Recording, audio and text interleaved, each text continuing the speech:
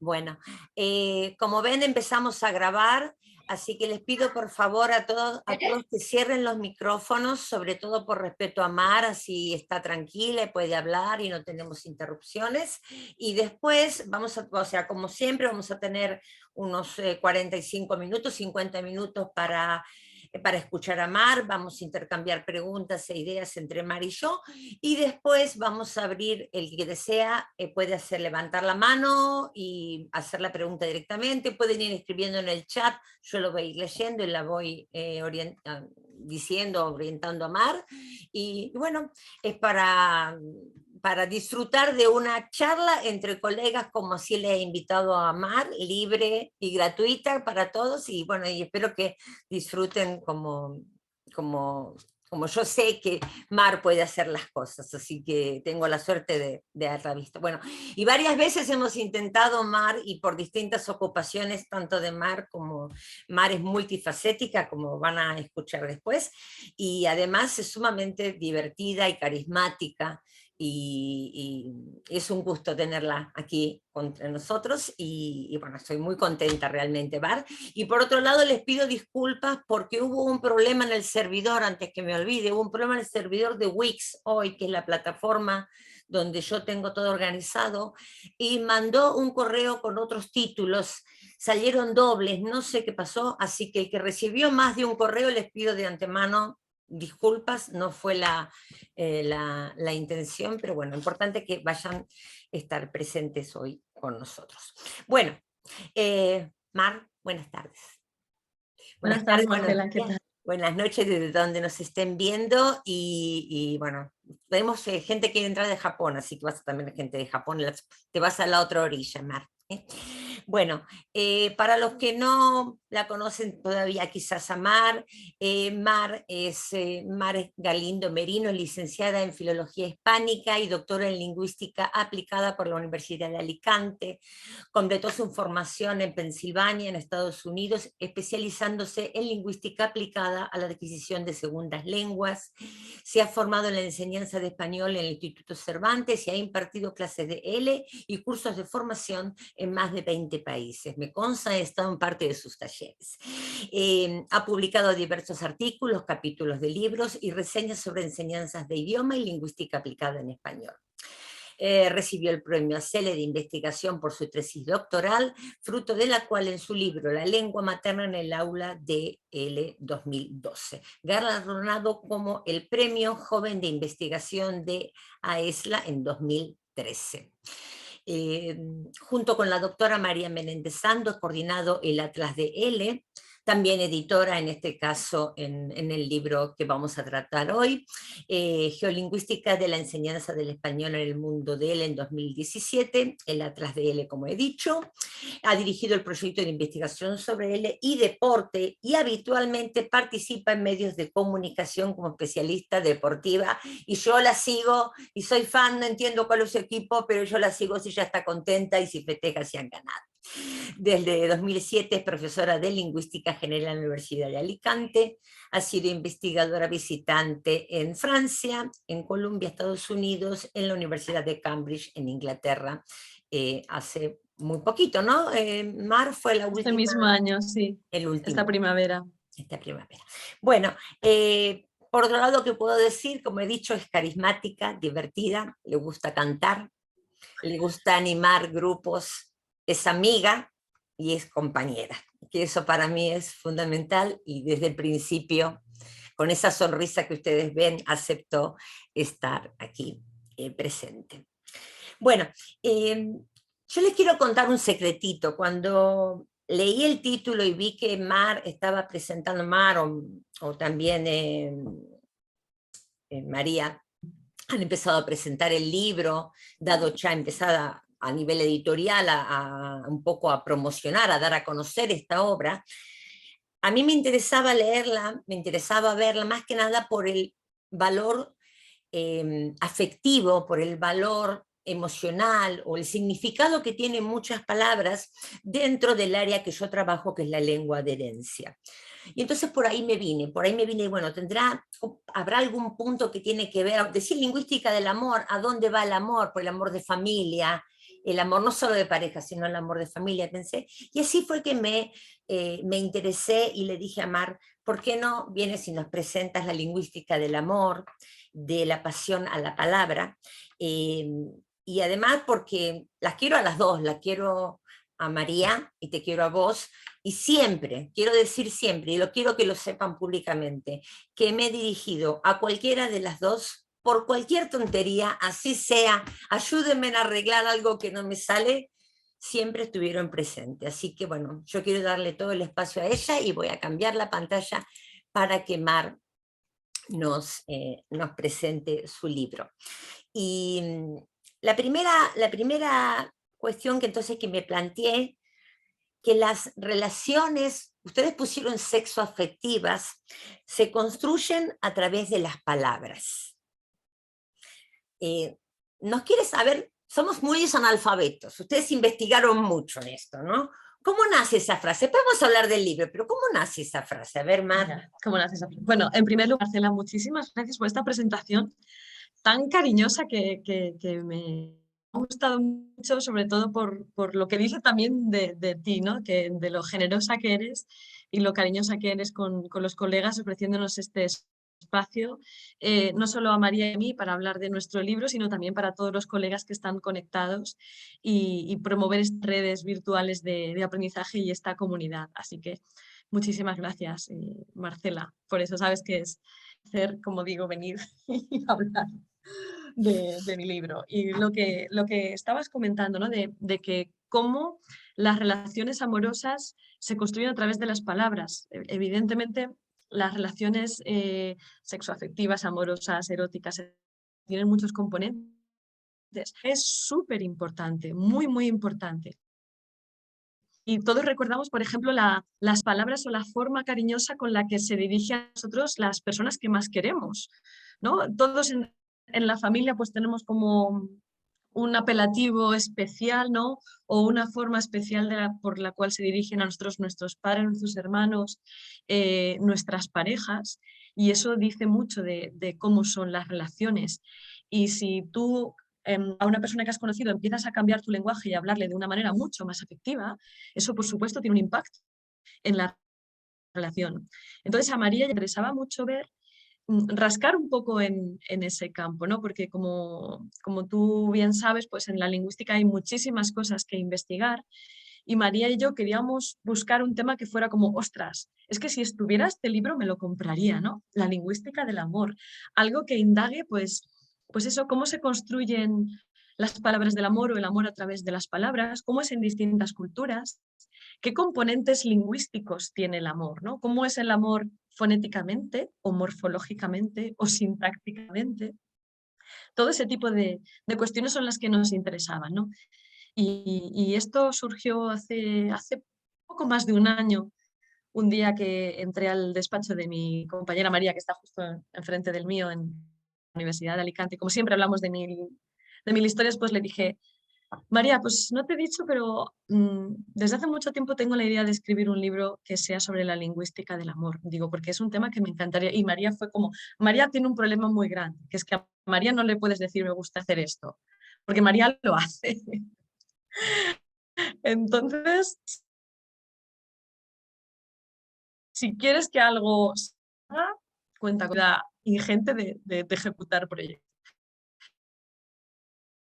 Fue como, pues no se hable más, pues tú quieres hacer vamos entre las dos, vamos a hablar con distintos colegas que han investigado cuestiones relacionadas y vamos a hacer un libro con capítulos bonitos, ¿no? Del amor. Entonces empezamos a pensar de temas que nos pudieran cuadrar, las metáforas del amor, que son súper interesantes, las cosas interculturales, cuestiones de léxico, análisis de canciones, películas, poemas, libros, todo eso, ¿no? Y de ahí nace un poco esta obra. Marcela, no te digo que está silenciada.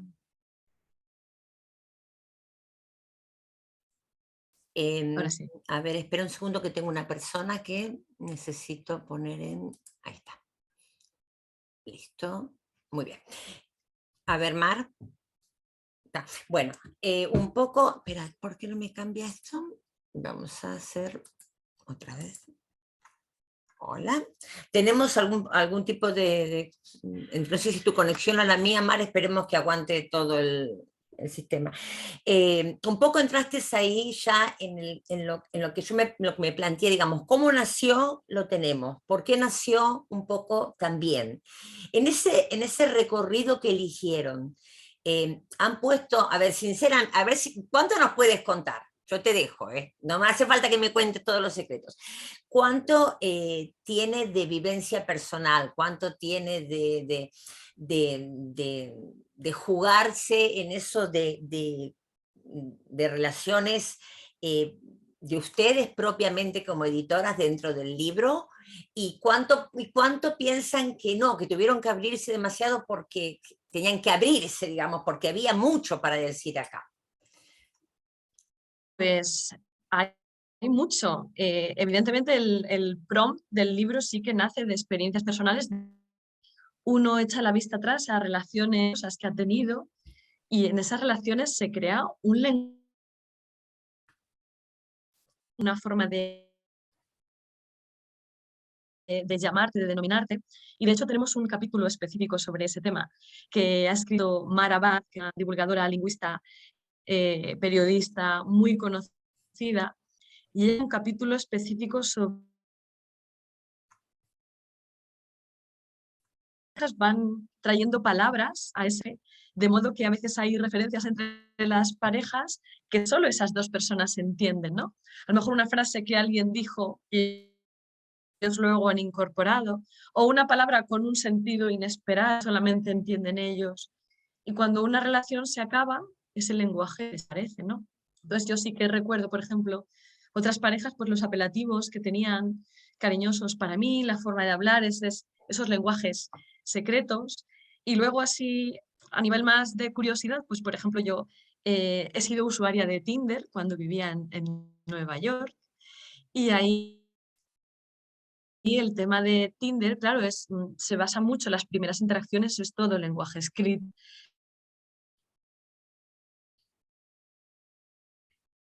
Escriba.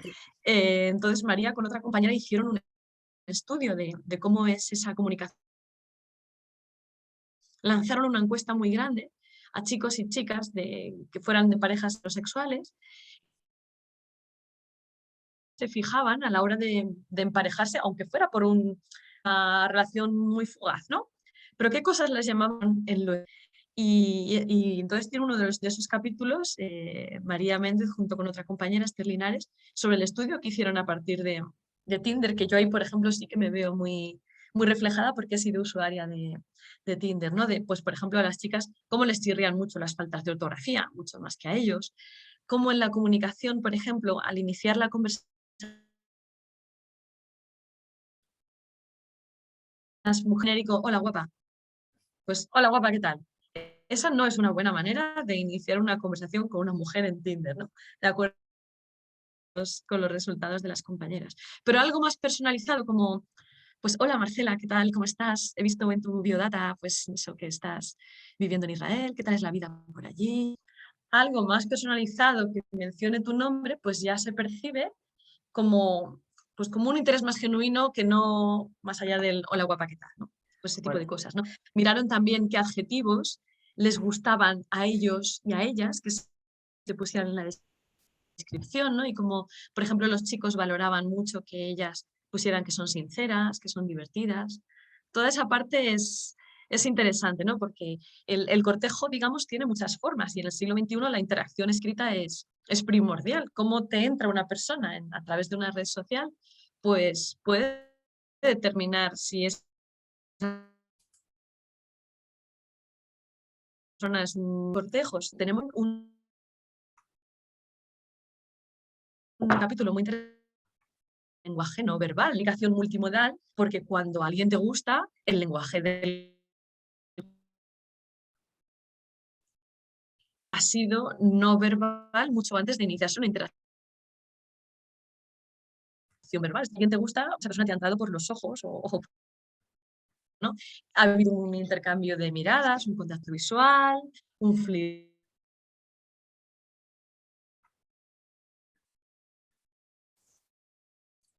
Mar. Sí. Se te va cortando, Mar.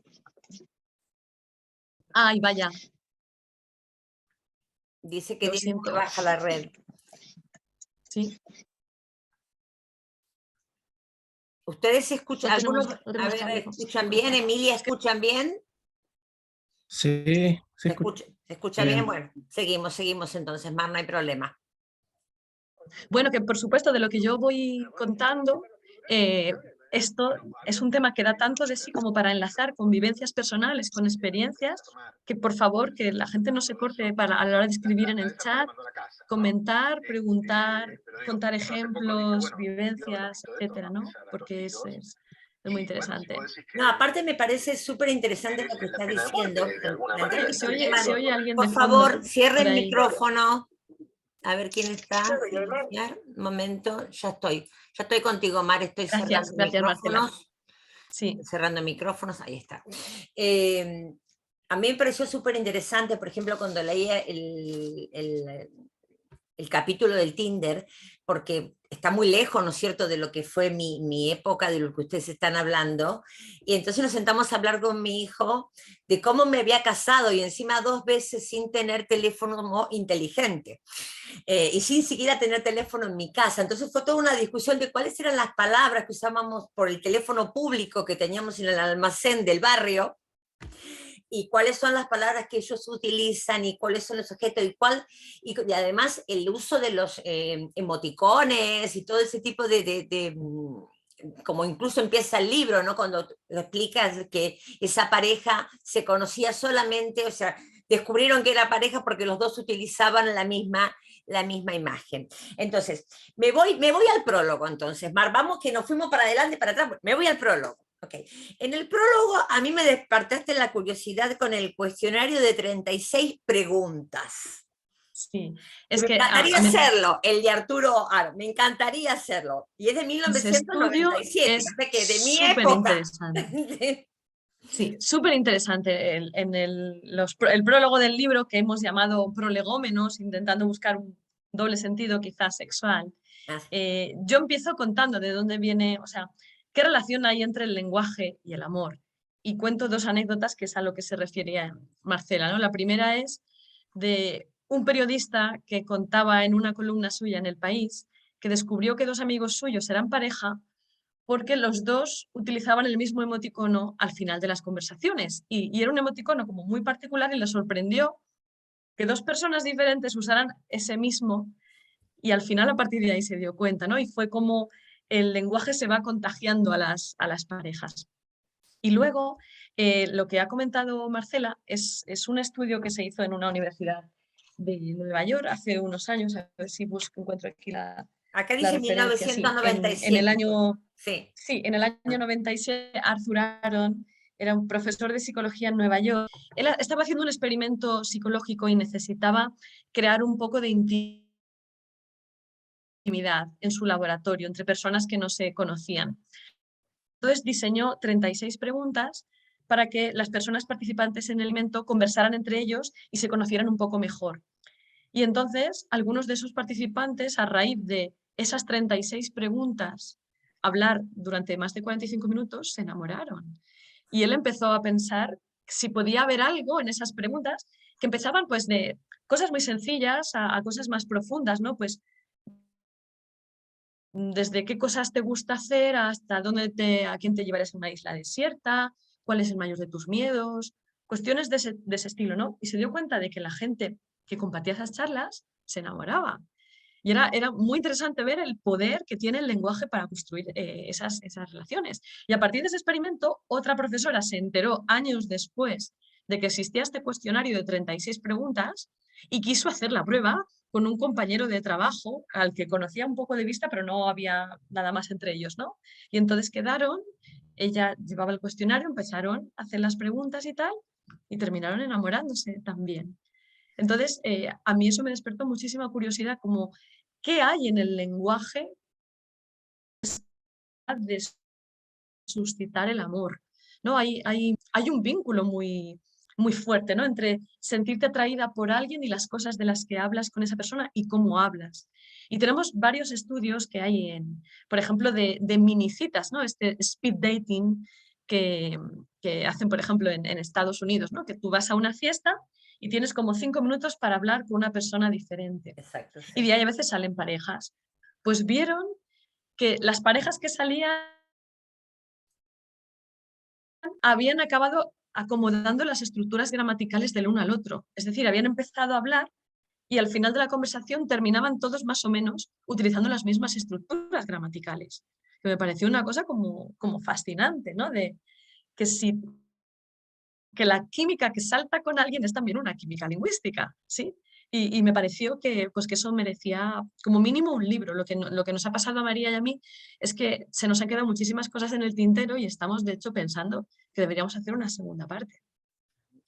La química de la gramática que hablabas también, y es como el buscar acomodar las palabras, el buscar acomodar la conversación, ir construyéndola, ¿no? También un poco, Mar, un poco, no solamente, o sea, o sea, el buscar, pero el buscar con una intención realmente detrás de dónde viene, ese secreto de dónde viene, que a mí me fascinó, me pareció, digo, me voy a sentar, creo que se lo voy a hacer a mi marido, más si algún día lo consigo, a ver si muy bueno.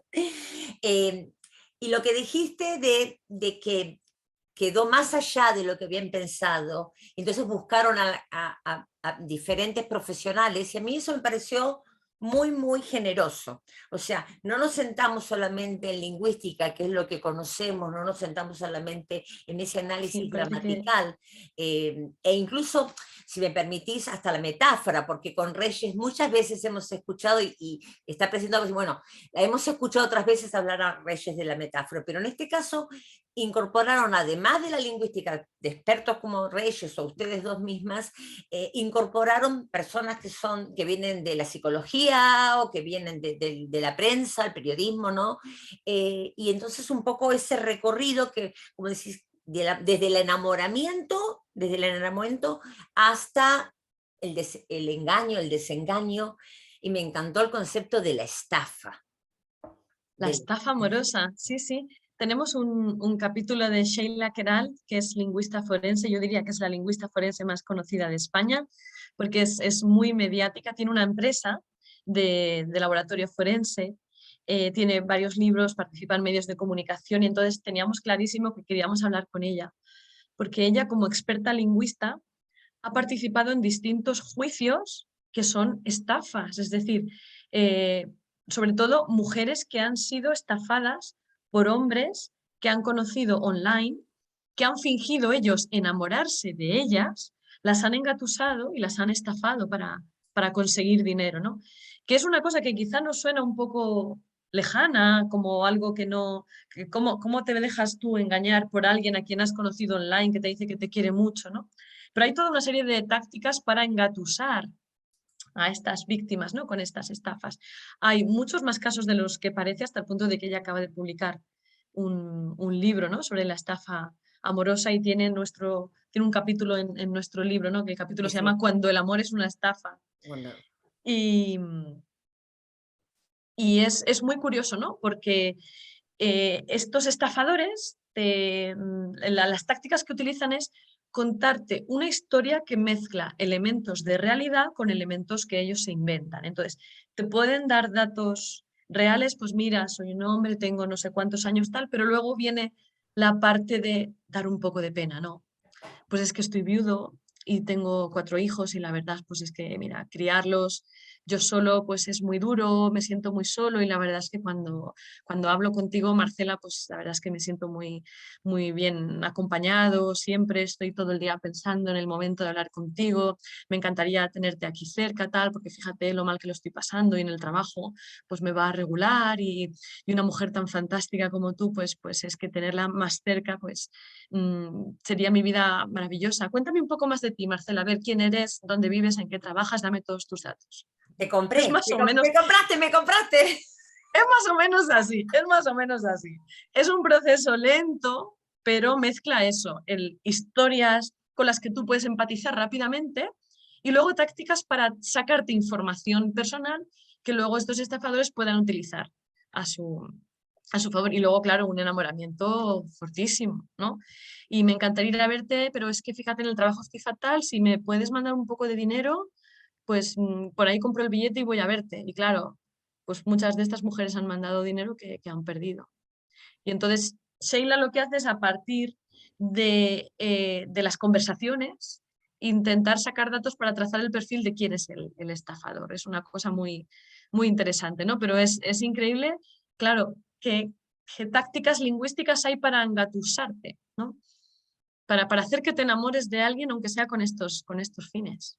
Y lograr los objetivos de esa estafa o de ese engaño que están buscando, y que a Sí. veces son una especie de secuencial, una vez con uno, otra vez con otro, otra vez con otro, y van cayendo diferentes personas. A mí también me pareció muy importante, si me permitís la expresión, el capítulo de Aaron, de ese, a ver si tengo, no quiero decir el nombre mal, pero me encantó, me encantó. El lenguaje del deseo querer, códigos de supervivencia tras las bambalinas de un espacio silenciado. ¡Wow! ¡Qué título! ¡Wow! Nosotras teníamos claro que el amor es de muchos tipos. Pues hay el amor paterno, materno, filial, de las relaciones más eróticas, más sensuales, poliamor, amor homosexual, heterosexual, etcétera, ¿no? Y queríamos dar espacio a todos ellos, ¿no? Por cierto, ahora que he dicho poliamor, ¿no? Que ahora es una palabra que nos suena mucho, lo de poliamor. Está de moda, eh, está de Sí, sí, moda, sí. amor libre, poliamor. La gente se queda mucho en el prefijo poli, ¿no? Pero en realidad lo importante es el amor. Sí. Sí, no es que estés con varias personas, sino que la autenticidad de las relaciones, ¿no? Pues eso, queríamos dar un poco de hecho, les dijimos a todos los autores y autoras que por favor no se ciñeran a las relaciones tradicionales heterosexuales, sino que intentaran reflejar la variedad, ¿no? de relaciones que hay. Y específicamente hablamos con Aarón Pérez y con Moisés Fernández, que además son un matrimonio. Son los promotores del encuentro Maricorners, que trabaja todas las cuestiones de la comunidad LGTBI en la academia, pues que nos hicieran un capítulo específico, ¿no? Sobre cómo es el lenguaje en las relaciones homosexuales y cómo es ese cortejo homosexual y cuál es el correlato lingüístico. Y la verdad es que lo que ellos explican es que ese lenguaje de lo amoroso de la homosexualidad o de la comunidad LGTBI era un lenguaje como muy sibilino, un lenguaje invisible, porque realmente durante mucho tiempo todos los referentes que teníamos del amor eran los que veíamos en el cine, eran parejas heterosexuales, ¿no? Las personas homosexuales no tienen esos referentes, ¿no? Y entonces la comunicación era de una manera mucho más discreta.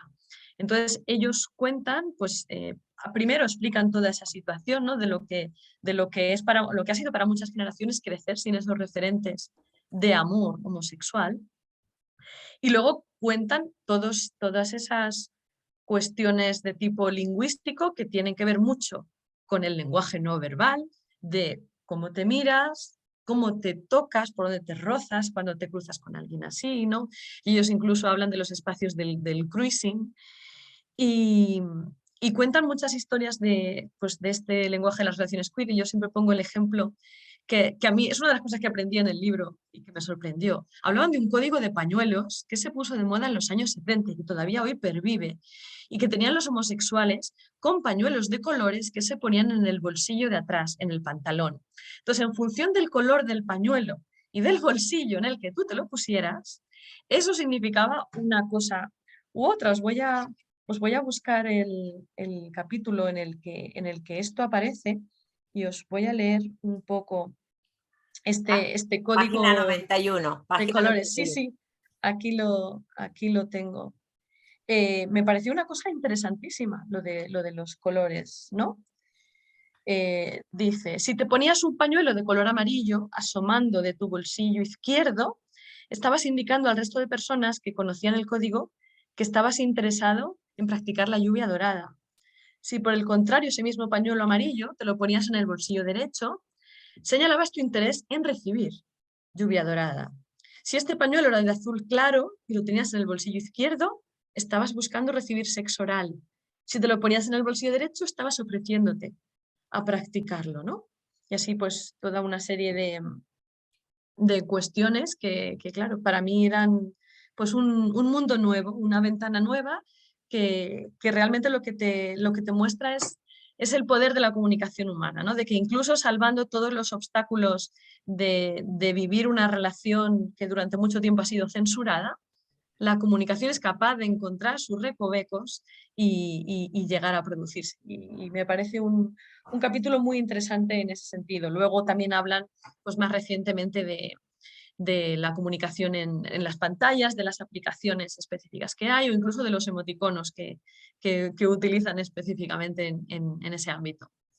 Y yendo para esa línea, digamos, de que estamos hablando de que cosas que antes no se hablaban o que eran tabú, y que en muchas sociedades todavía siguen siendo tabú, Mar, porque nosotros podemos hablar de ciertas sociedades más abiertas o lugares que se pueden hablar y lugares que todavía no se puede hablar y está totalmente oculto. Entonces me pareció también muy interesante porque lo vivíamos decir en carne propia. Tuve en clase en un grupo determinado, dos muchachos que eran homosexuales, no eran pareja, pero eran homosexuales los dos, y había una chica que se llama, que digamos que era mujer, y que era un trans, que había cambiado su identidad, y ya tenía documento y todo, Yolanda, se llama, su nombre actual es Yolanda, y a mí ese verano fue realmente, para mí fue un curso de verano intensivo de verano que di,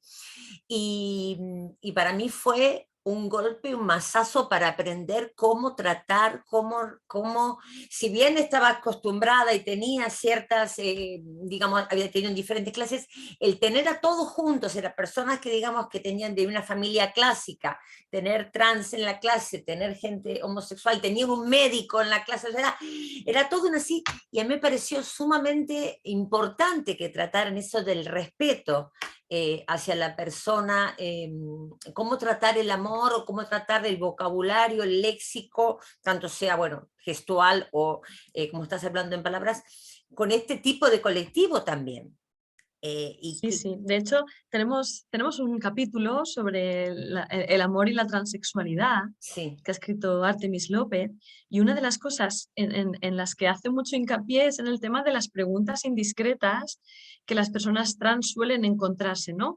Muchas, en plan, si te has operado, no te has operado, qué tienes entre las piernas, ¿no? Y lo que dices es que son preguntas que nunca le harías a una persona, ¿no? Digamos, que no fuera transexual, ¿no? No preguntas específicamente por los genitales, ¿no? No le preguntas a la Sí, gente, sí, ¿y qué sí, tienes sí. entre las piernas? Pero, ¿cómo es?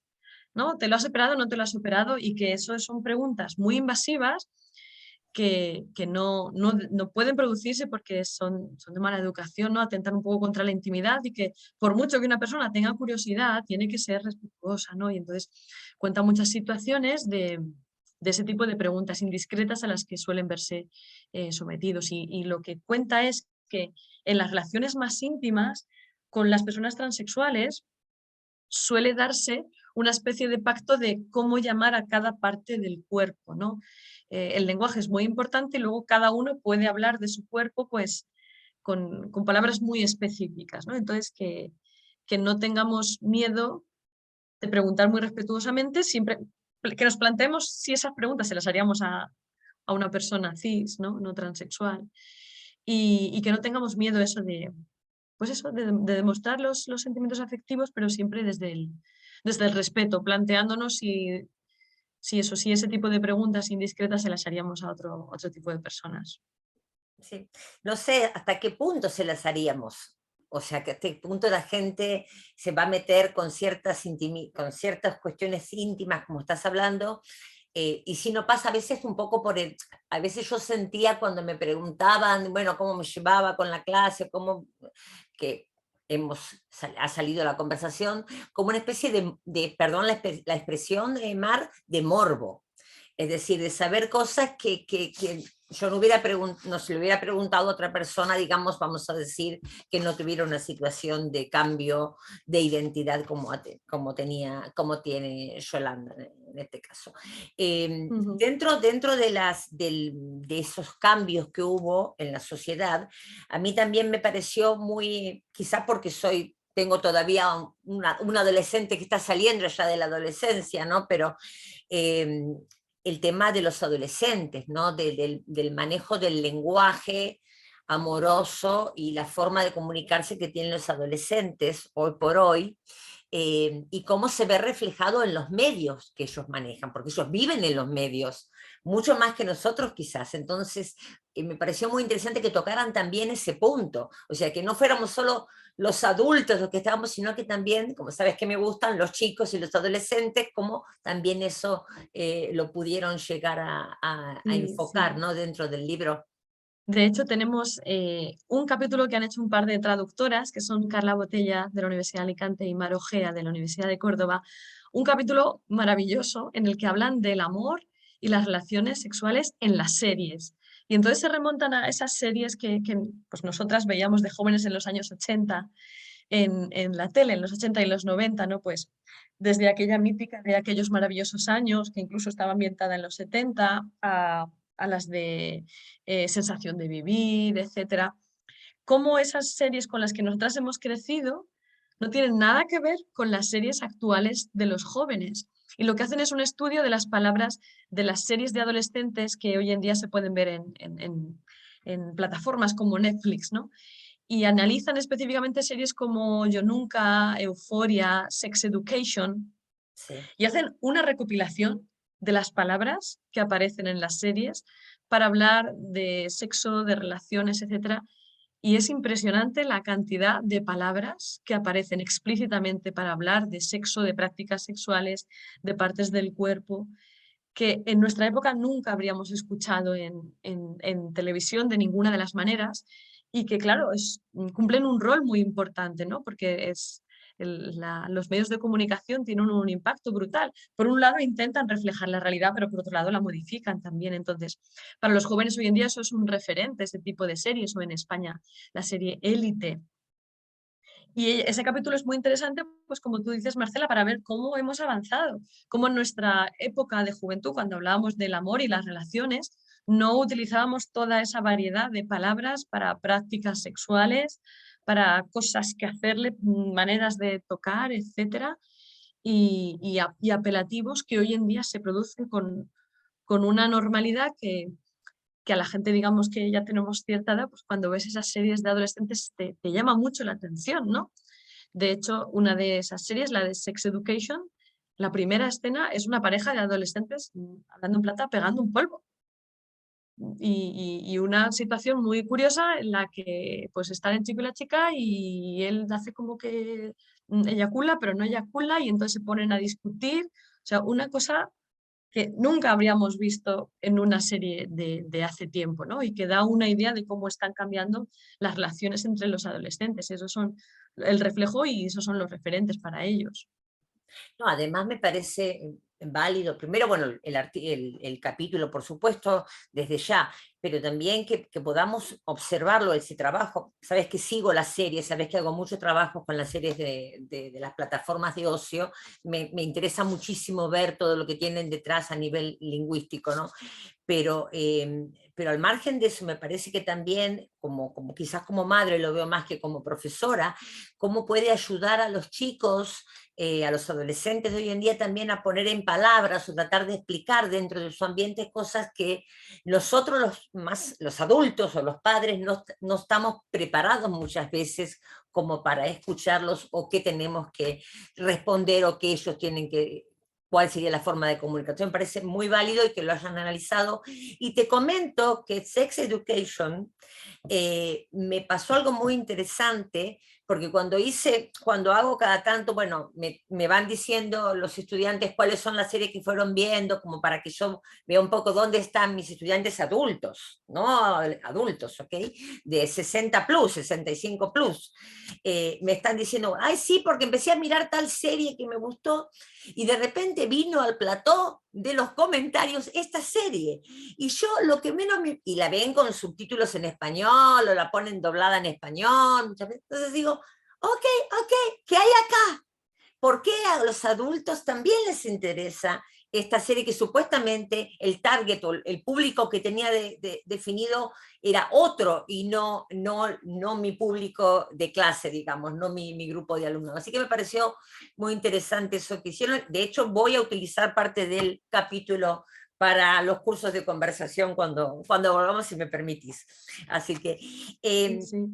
me gustaría, Mar, para ir dando un poco de así de cierre y para poder abrir, que nos cuentes, a ver, primero, el capítulo que te fue más difícil editar. A María, a vos, digamos, ¿cuál fue el capítulo que les pareció más difícil? ¿La edición fue conjunta siempre? Empecemos por ahí, ¿la edición fue conjunta de cada Sí. capítulo? Uh-huh. Sí. Las dos revisamos todos los capítulos y fuimos haciendo anotaciones para los autores de cosas que nos parecían de, pues de esto da más ejemplos, esto ya hablamos en otro capítulo, quítalo, algo así. Pero mira, un capítulo que para mí fue duro de editar era el de las relaciones tóxicas, que nos lo hizo una psicóloga hablando de qué frases deberían hacer ser, como dicen en inglés, red flags, Sí. qué tipo de frases deberían hacer saltar las alarmas, ¿no? De cuando te lo dice una persona, de, pues eso, lo de cuando tú empiezas a decir sin ti no soy nada o sin mí no eres nada, o ese tipo de cuestiones, ¿no? O pues si es que nadie te va a querer como te quiero yo. Ese tipo de cosas que revelan dinámicas tóxicas, ¿no? Ese capítulo fue duro de leer. Por un lado, algunas cosas me parecían como muy obvias de explicar, pero es que no es tan obvio. Quiero decir, cuando lo lees te parece que es muy claro, pero luego estás en las relaciones, esas cosas te pasan y no las ves, ¿no? No. Entonces ese fue un poco difícil de editar. Y luego ha habido otros capítulos que, pues, que se nos han quedado cortos de decir, Dios mío, qué maravilla es esto, escribe más, quiero saber más, quiero leer más, ¿no? Hay capítulos muy interesantes, ¿no? El que he comentado de Mar Abad, que es el más breve que tenemos. En el que ella explica esos lenguajes de amor que se construyen entre las parejas y además ella pone los de su propia vida, ¿no? De que ella tiene un marido inglés y entonces al marido inglés le llamaba mucho la atención que ella, como es de Almería, se duchara siempre tan rápidamente. Y entonces Mar le explicó que es que en Almería a veces había cortes de agua por la sequía, etcétera. Entonces cuando había agua tenían que ducharse muy rápido porque igual cortaban el agua, ¿no? Y que entonces su marido esas duchas rápidas las llama una ducha almeriense. Y entonces pues era muy claro de Almería, una ducha almeriense, ¿no? Y entonces contaba así varios ejemplos de esos lenguajes que surgen en las parejas y es que esos ejemplos son buenísimos, son maravillosos, ¿no? Son en los que te recreas y te hacen pensar en tus propios ejemplos de a ver qué dices tú con tu pareja o con tus amigos, etcétera. Y otro capítulo que me ha gustado mucho, y este es un recurrente en el libro, de hablar de metáforas, es el de Irai de Ibarretxe, que además le puse yo el nombre. Iraide es una lingüista maravillosa del País Vasco, y le dije, Iraide, tienes que hacer un capítulo que se llame La pasión vasca. Y tienes que hablar ahí de lo que tú quieras. Entonces buscó algunas expresiones de amorosas que existen en vasco y lo que hizo fue buscar bases de datos de cómo se expresa el amor en otras lenguas. Y es maravilloso el tema de las metáforas, porque uno de los recursos básicos del lenguaje humano es la corporeidad o corporalidad, en el sentido de que nuestro cuerpo siempre es referente, ¿no? Y en el amor eso está clarísimo. Para nosotros el amor está en el corazón, ¿no? Que te late muy fuerte, pero también tienes mariposas en el estómago o tienes a alguien en la cabeza que no se te va de la cabeza. Y ella buscó ejemplos de lenguas australianas donde el amor está en el cuello, por ejemplo. Y entonces querer a alguien es cuidarle el cuello y tener un cuello grande, pues estar muy enamorado. O en otras lenguas donde el amor está en el hígado y enamorarte es caerte en el hígado y cosas así, ¿no? Entonces eran ejemplos súper interesantes de cómo experiencias de amor parecen más o menos universales, las metáforas corporales también, cada lengua la adapta a su cultura de una manera diferente y me pareció eso fascinante, de que en función de en qué cultura estés, pues el amor te da en el hígado o en el cuello, o es algo de la cabeza o es algo del corazón. Y las otras, digamos, idiomas de España, ¿no se pusieron celosos porque tenemos el gallego y tenemos el valenciano y tenemos el catalán? ¿Cómo Sí, lo no, han pensado? quisimos eso, poner ejemplos De todos los, de las otras. de varias lenguas, sobre todo aprovechando eso que teníamos a muchas lingüistas. De hecho, Ira también pone incluso ejemplos de lenguas de signos y cómo las lenguas de signos expresan, ¿no? El amor, ese contacto Sí, y tal. Y lo que os decía de la pasión vasca, ella explica que estar enamorado, en español enamorado, como en inglés cuando dice estar in love, en vasco se dice maitemindúa, que literalmente es endolorido por el amor. Endolorido, sí. Y era muy interesante, sí. Y que tenían otra palabra también que significa dolor de corazón, pero es una palabra diferente para cuando estás triste. Pero hay una específica para el dolor de corazón que tiene que ver con el amor. Y luego habla también de apelativos cariñosos que existen en vasco, que como uno que es nire biocheco azúcar coscorra, que wow. es decirle a alguien terroncito de azúcar de mi corazón.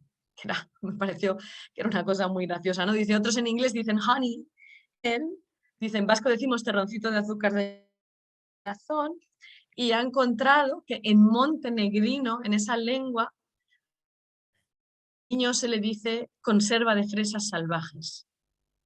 Una cosa como muy graciosa, ¿no? La Pues riqueza es eso, ¿no? impresionante. ¿Tienes un capítulo preferido, Mar? ¿O Tengo un María tiene un capítulo capítulo preferido? preferido. Qué egoísta, no, perdón, Pues qué egoísta la pregunta, perdón por los autores. hay muchos muy buenos con datos fantásticos, pero uno que me gusta especialmente, fíjate, es el último capítulo antes del cierre que añade María, que se llama 21 palabras para conjurar el amor, Ujú. que está escrito a medias por Susana Rodríguez Barcia, que es una lingüista de la Universidad de Vigo, y Bosco Gil, que es músico. Entonces, lo que han analizado, han cogido un corpus de más de 400 canciones de amor, de blues, de soul, de rock, de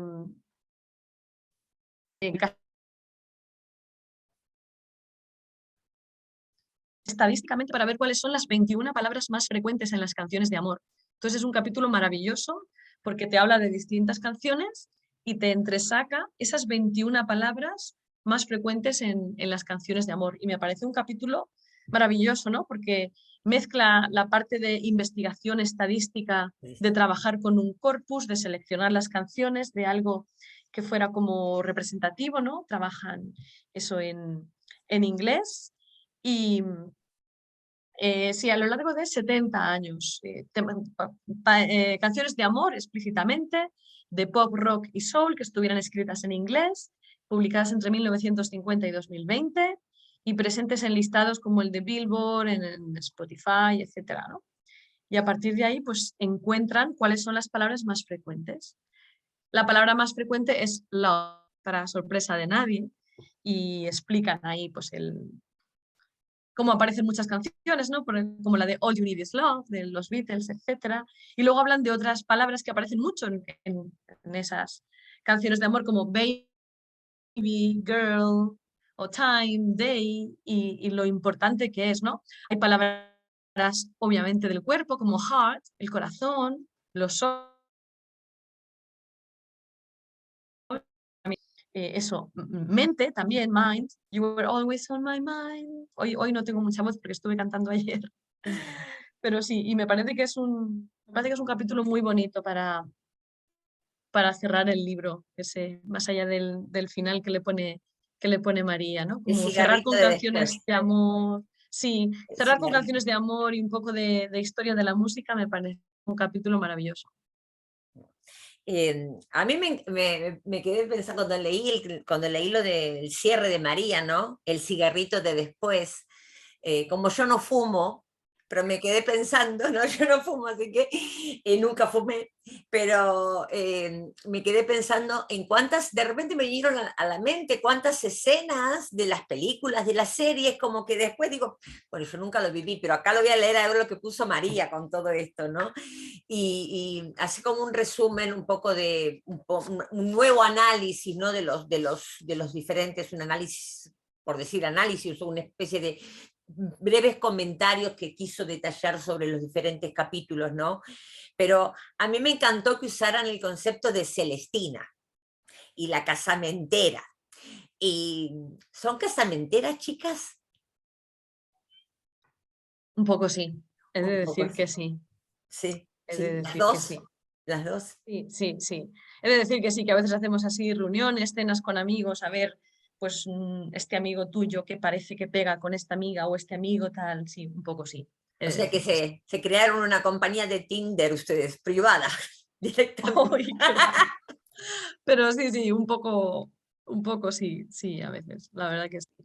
Bueno, a mí me gustaría, Mar, si te parece, unos minutitos, si alguno quiere hacerte una pregunta, después vamos a hacer un pequeño cierre y nos vas a contar un poco de dónde podemos encontrar esta maravilla de lectura.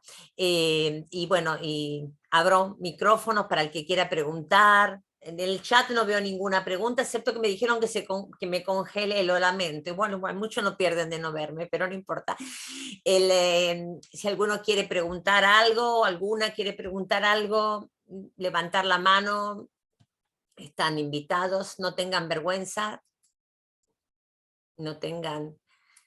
Tengo el libro. Yo tengo una pregunta o un comentario. O sea, a veces hay la sensación de que el lenguaje que utilizaban las generaciones anteriores era más rico en términos metafóricos, en términos del enamoramiento, y que ahora las nuevas generaciones no usan tanto las metáforas para enamorar, sino que son más literales, ¿no? Y bueno, y eso han comentado, por ejemplo,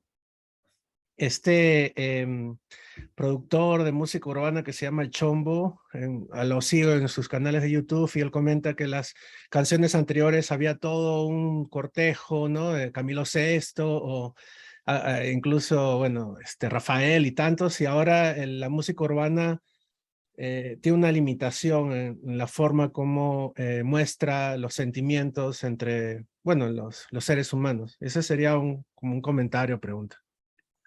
Pues siempre tenemos esa idea, ¿no? De que el lenguaje evoluciona y que las generaciones que vienen siempre como que hablan peor, escriben peor. Esto es una percepción que nos acompaña desde, no sé, desde siempre, ¿no? Yo sí que he visto que, por ejemplo, géneros musicales como el reggaetón son mucho más explícitos de lo que en general eran las canciones de amor de antes, pero tampoco sé si es posible comparar canciones de amor con las canciones actuales del reggaetón, porque me parece que no hablan de lo mismo, ¿no? O sea, las relaciones que presentan son diferentes, ¿no? De las canciones a las que tú te has referido, pues quizá plantean un amor de corte más romántico, y estas presentan algo más, mucho más sexual, más explícito, ni siquiera erótico, algunas son, pues eso, muy, muy explícitas. Y lo que veo es que no, ahora parece que chirría menos, que hay menos censura para hablar de ese tipo de cosas, pero sí que pienso que sigue habiendo metáforas. Lo que pasa es que las metáforas son diferentes, son unas metáforas que usamos de una manera distinta, pero sí, la metáfora, a veces pensamos en la metáfora como ese recurso estilístico de es que tus dientes son blancos como las perlas, ¿no? Que decían los poetas en el siglo XVI, pero en realidad las metáforas son un recurso cognitivo básico del ser humano sobre el que construir el lenguaje. O sea, sin metáforas sería muy complicado para nosotros entender el mundo, ¿no?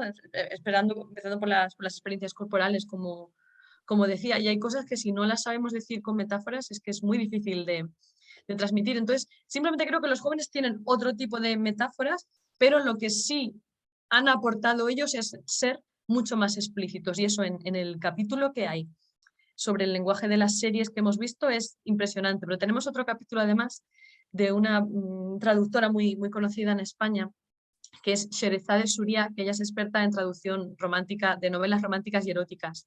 Y entonces ella habla de cómo novelas como 50 sombras de Grey, etcétera, ¿no? de corte erótico, que han traído toda una serie de vocabulario que antes no conocíamos, ¿no? De prácticas, de juguetes sexuales, de todo tipo de instrumentos que puedas usar, posiciones, actos, en fin, hablaba de no sé cuántos tipos de látigo, maneras de azotar en el culo, que yo no sabía que había tanta variedad hasta que no leí el capítulo de Sherazade, ¿no? Bueno, entonces digamos que el lenguaje va cambiando, pero va evolucionando y, bueno, no diría yo a peor, sino a veces a diferente.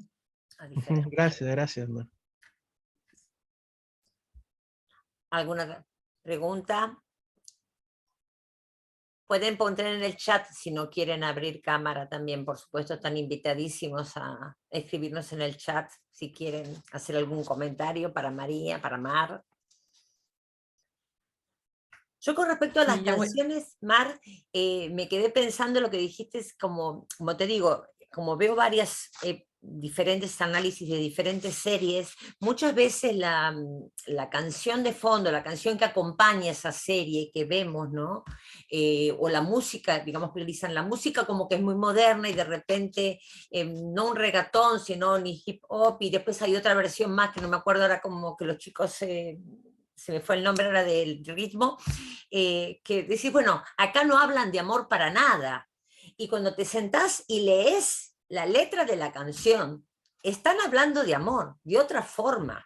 Hay una cantante, por ejemplo, Kazu, que es una chica argentina que vive en Europa y que acompaña acompañó, por ejemplo, la serie El Reino, con la que trabajé muchas cosas, que es de Claudia Piñeiro. Y escuchás cuando Caso canta, decís, esta chica que está cantando, está matando a todo el mundo, pero sin embargo adentro está hablando del amor, del abandono, de muchas cosas que el ritmo uno no lo asociaría con eso. Y sí lo asociaría con un bolero, si escucho un bolero o escucho una canción con ese otro ritmo más pausado, más como que el abandono estaba más presente, y sin embargo no, al contrario, estaba muy presente la otra forma. Bueno, acá Ximena nos dice que le pareció muy interesante, le ha llamado la atención lo del contagio de la sintaxis entre las parejas, también el estudio de las series y las metáforas, todo. Muchas gracias. Pues ahí, Gracias, de verdad que hay Ximena. capítulos interesantísimos, no solo eso, por ejemplo, el de Nuria Polo Cano, que ella es profesora de fonética en la UNED, es sobre la voz y el papel de las voces en el cortejo, en el amor, y qué voces nos resultan más atractivas y cómo cuando te gusta alguien a ti te cambia la voz al hablar de esa persona o a esa persona. Y es interesantísimo explicando qué voces resultan más atractivas y cómo muchas veces se tiene la idea de que las voces femeninas que nos resultan atractivas son las voces agudas, ¿no? Que podemos asociar más a la feminidad, ¿no? Ser muy femenina, pues la típica, ¿no? Chica que se ríe más, así de una manera muy aguda. Pero que la investigación lo que ha visto es que las voces femeninas atractivas realmente son las voces que suenan más graves. Y habla ella incluso del efecto Marilyn Monroe y esa voz, cuando la voz es así más soplada, cómo nos resulta más sexy, ¿no? Y esa manera de hablar a lo Happy Birthday to you, pues cómo es muy atractiva eso en las voces femeninas, y ella pone muchos ejemplos, incluso de actrices famosas, creo que una de las que cita es Marlene Dietrich, que decía que con su voz era capaz de hacer perder los papeles a un hombre, ¿no? Y era una voz así que sonaba más grave, ¿no? Y no unas voces femeninas típicamente así más agudas, ¿no? Las voces de los anuncios de perfumes, por ejemplo. Pues eso, y es un capítulo súper interesante, súper, ¿no? De cómo nos cambia la voz a lo largo de la vida y también en los momentos clave de, por ejemplo, si le pones los cuernos a tu pareja, cómo eso se puede notar incluso en la voz. Eso es muy interesante. Ay, Miguel, pues sí que me gustaría que hubiera una lingüística del amor 2, porque es que se nos han quedado muchos temas en el tintero y hemos visto gente que está haciendo investigaciones de que tienen que ver con el amor y los idiomas que tendrían cabida. Entonces, a María y a mí sí que nos encantaría. Eso, en fin, De momento no se lo voy a decir a María porque en cuanto se lo diga ya tenemos el índice del, No, del espera, segundo volumen. espera que vuelva de hacerle y después se lo decís, no hay problema. Me parece súper interesante el comentario de lo que estamos hablando de la voz, ¿no? Porque lo vivimos incluso en la pandemia, como todos los podcasts, todas las transmisiones, digamos, de la radio y cómo la voz nos acompañó. En ese momento que estábamos solos en casa, en ese momento que no podíamos salir, y cómo tuvo muchas veces más fuerza incluso que la imagen de las plataformas de ocio. Cómo nos poníamos, salíamos a caminar solos porque teníamos que caminar solos y nos poníamos los audífonos o los auriculares para poder escuchar a esa persona, y hasta que uno como se enamora, si existe una palabra, ¿no? Se enamora de esa persona que la está acompañando con su podcast, con sus comentarios, con la fuerza de la radio, cómo vimos digamos, el renacer de la radio o el refuerzo de la radio como compañía en los momentos que estuvimos solos o tenemos que estar solos, más que a veces que las plataformas, ¿no? Con la imagen. Sí, Bueno, sí, de hecho ahora hay como un boom, ¿no? del sí. podcast que es maravilloso, ¿no? Y realmente sí que de cómo te habla una persona hay voces que nos resultan muy atractivas, ¿no? Y ya en el capítulo lo dice, ¿no? Especialmente a nosotras una voz que nos suene grave, pues puede resultarnos muy, muy atractiva. Y sí, siempre se habla, ¿no? De esas voces radiofónicas, etcétera. Sí. Sí. Bueno, puedo contar un secreto, Yo Mari. hoy no tengo mucha voz, ¿no? Hoy no estoy muy Ay, no, ay, no, radiofónica, no. pero bueno.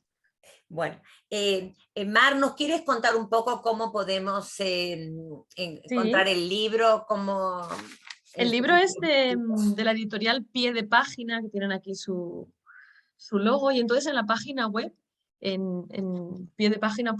Creo que es .com, se puede comprar el libro online. Si no me equivoco, lo venden a unos 20 euros.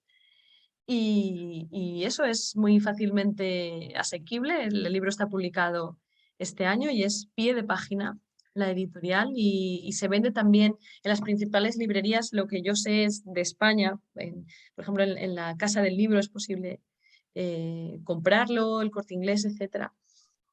El resto del mundo no lo sé, pero la editorial sí que hace envíos, eso no hay ningún problema. Así que... Acá la distribuidora no nos ha... Aquí muchas gracias, Pero Jimena. si a alguien le interesa, María y yo lo enviamos donde sea, que eso no hay ningún problema. O si pasamos de viaje en algún sitio, lo llevamos, que nosotras somos muy viajeras. Queda Así que micrófono abierto si alguno quiere preguntar algo más, y si no nos vamos despidiendo. Gracias, Jimena, te voy a contratar como secretaria. Próxima reunión, acordate de venir y nos vemos la semana que viene, Jimena. Claro que sí, Marcela, cuando quieras. Nos vemos, así nos desvirtualizamos un poquito. Nos vamos Me a ver. despido de todos y todas. Ha sido un gusto escucharte más. De verdad que muchas gracias. he apagado la cámara para concentrarme en lo que estabas explicando. Y la verdad que lo tengo pendiente de hace un montón de tiempo y me gustaría tener 3 cabezas en este momento para leer todo lo que quiero, pero seguro que lo compro y nada, que lo leeré. Un abrazo a todos. Adiós. Gracias. Muchas gracias a todos, a todas por conectaros, y a Marcela por ser esta host maravillosa, por dar este espacio y por esta charla tan amigable, ¿no? Que es un tema maravilloso para mí, para cerrar el verano y también para empezar pues amorosamente el curso la semana que viene. Bueno, y vale las felicitaciones, ya que la tenemos acá, Mar, la felicitamos porque se nos va a trabajar a Estados Unidos. Mar, yo soy indiscreta, yo soy muy indiscreta, se nos va a Estados Unidos a continuar su trabajo de investigación y esperaremos ansiosos los aportes que nos pueda traer para este lado del charco. Okay. Y bueno, mis felicitaciones por todo el trabajo que están haciendo las dos y por siempre estar aportando y enriqueciéndonos. Muchas gracias, Marcela. En diferentes. Bueno, y gracias a todos por estar, por empezar este nuevo año a todos y a todas por estar, por acompañarnos en la primera charla. Como dijimos, a partir del 31 al 3 o al 4, digamos, de septiembre, está el Congreso de ACELE, que este año es en Verona, así que bueno, contentos de estar ahí. Bueno, y para que les interese el tema de lengua de herencia. Estos meses que vienen ahora acá adelante vamos a estar trabajando muy fuerte con el tema de lengua de herencia. Las familias de lengua, digamos, familias inmigrantes que quieren fortalecer la lengua migrada, esa lengua de origen y las raíces y las tradiciones, así que están invitadísimas a sumarse, ver las cosas que estamos organizando, y bueno, Marcia le he dado la tarea para que me traiga de allá, para que no piensen que lo voy a hacer gratis, me tiene que traer info de lo que ella va a averiguar allá, así que eso para la próxima. Y bueno, y los invito a sumarse, los que no están en el boletín, se sumen al boletín de Sin Fronteras para que vean las nuevas cositas que estamos haciendo. Bueno, no tengo más que decir. Si quieren decir algo a alguien, no hay problema, están todos... nos vemos en la próxima reunión, que todavía no tengo fecha porque estoy un poquito atorada de trabajo este mes, así que voy a esperar al otro mes para hacer la próxima invitación. Okay. Muchísimas gracias. Muchísimas Muchas gracias, Mar. Marcela, y a todos. Hasta Cariños a luego. María Gracias. también, por favor. Sí. Adiós. Nos vemos.